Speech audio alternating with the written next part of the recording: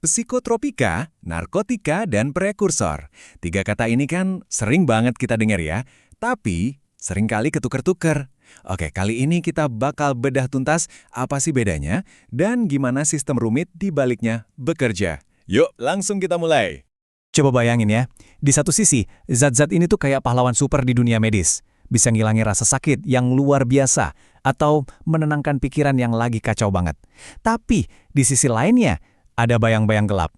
Penyalahgunaan, kecanduan, itu selalu jadi ancaman. Nah, dilema inilah yang jadi inti pembahasan kita. Gimana caranya kita ngendaliin kekuatan sebesar ini? Nah, dari sinilah lahir berbagai peraturan yang jujur aja emang ribet banget. Tujuannya tuh bukan buat ngelarang sama sekali loh, tapi lebih kayak membangun sebuah benteng pertahanan, sebuah sistem kontrol yang super ketat biar kekuatan ini nggak salah guna. Oke, biar gampang, kita bakal jalanin 5 langkah. Pertama, kita lihat kenapa ini kayak pedang bermata dua. Terus, kita definisikan satu persatu biar gak bingung. Abis itu, kita lihat peringkat risikonya. Lalu, kita intip bahan rahasia yang namanya prekursor. Dan terakhir, kita bongkar gimana sistem kontrolnya bekerja. Sip, kita mulai dari yang paling dasar dulu ya. Kenapa sih zat-zat ini harus diawasi seketat itu? Apa tujuannya?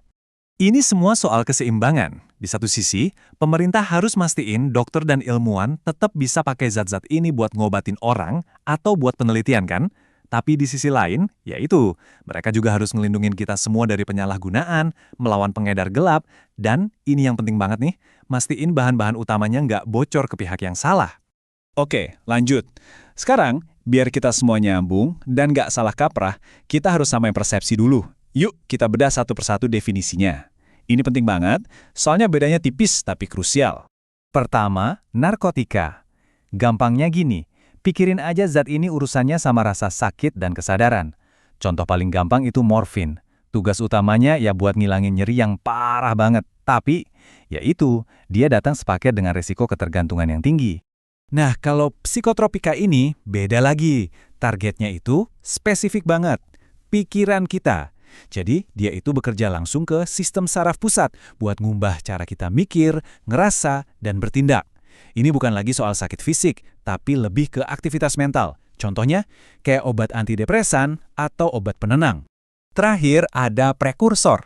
Nah, ini analogi paling gampang, anggap aja ini tepungnya buat bikin kue narkotika atau psikotropika. Tepung sendiri kan bukan kue ya, tapi tanpa tepung ya nggak bakal jadi kuenya. Prekursor ini mungkin nggak ada efeknya kalau sendirian, tapi tampaknya mustahil banget bisa produksi narkoba skala besar. Jadi, kesimpulannya gampang banget kan? Kalau kita ringkas, narkotika itu fokusnya ke rasa sakit, psikotropika itu ke pikiran, dan prekursor itu bahan bakunya. 3 peran yang beda banget, tapi ada dalam satu lingkaran yang sama. Tentu aja, nggak semua zat ini level bahayanya sama kan? Ada yang jauh lebih berisiko dibanding yang lain. Nah, makanya hukum kita mengelompokkannya berdasarkan tingkatan resiko. Ini yang kita kenal sebagai golongan. Kita mulai dari psikotropika dulu ya. Ini dibagi jadi 4 golongan. Aturannya gampang, makin kecil nomor golongannya, makin tinggi resiko bikin kecanduannya. Dan ya jelas, makin ketat juga pengawasannya. Kebayangkan spektrumnya, golongan 1 itu ibaratnya dikunci rapat-rapat, cuma buat ilmuwan di lab. Nah, begitu turun ke golongan 2, 3, dan 4, pintunya mulai kebuka sedikit-sedikit buat dunia medis. Dari yang penggunaannya terbatas banget, sampai yang mungkin bisa kita temui di resep dokter biasa. Untuk narkotika, logikanya mirip banget, sama-sama berdasarkan potensi kecanduan. Bedanya, di sini cuma ada 3 golongan. Nah, perhatiin deh, beda utamanya di sini. Buat narkotika golongan 1, itu benar-benar haram hukumnya buat pelayanan kesehatan. Nggak ada ceritanya dikasih ke pasien, titik. Sementara itu, golongan 2 itu jadi pilihan paling akhir. Dan golongan 3, nah ini yang lebih umum dipakai buat terapi. Disinilah kita bisa lihat gimana aturan yang tadi kelihatannya abstrak itu jadi nyata. Nama-nama yang sering kita dengar kayak ganja, sabu, atau ekstasi, ya mereka ini masuk ke golongan-golongan yang paling ketat diawasi. Kenapa? Ya karena potensi bahayanya juga yang paling tinggi. Oke, kita balik lagi ke si bahan rahasia tadi, si prekursor. Mungkin ada yang nanya, kenapa sih bahan kimia yang kelihatannya cuma bahan baku ini kok diawasinya bisa seketat produk jadinya? Jawabannya simpel. Ini strategi buat motong masalah dari akarnya. Ibaratnya, ini pencegahan di hulu sungai. Dengan ngontrol prekursor, aparat bisa menghentikan produksi narkoba ilegal bahkan sebelum barangnya jadi. Nah, masalahnya ada beberapa prekursor kayak efedrin yang punya masalah double. Selain jadi bahan baku, zat itu sendiri juga bisa disalahgunain langsung karena efeknya mirip-mirip amfetamin. Oke, kita udah ngerti apanya dan kenapanya.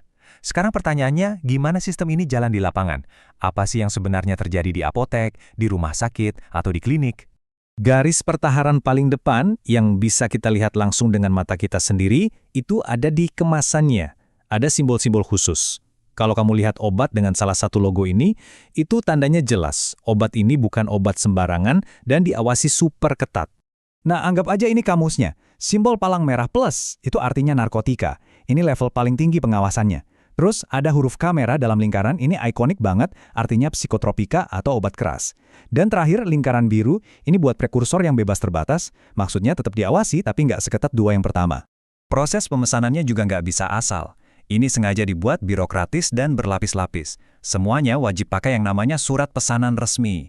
Aturannya kaku banget. Satu surat pesanan nggak boleh campur-campur jenisnya, dan khusus buat narkotika lebih ketat lagi. Satu surat cuma buat satu jenis obat. Kenapa? Biar semuanya bisa dilacak dan gak ada celah buat bocor. Dan yang terakhir, pencatatan.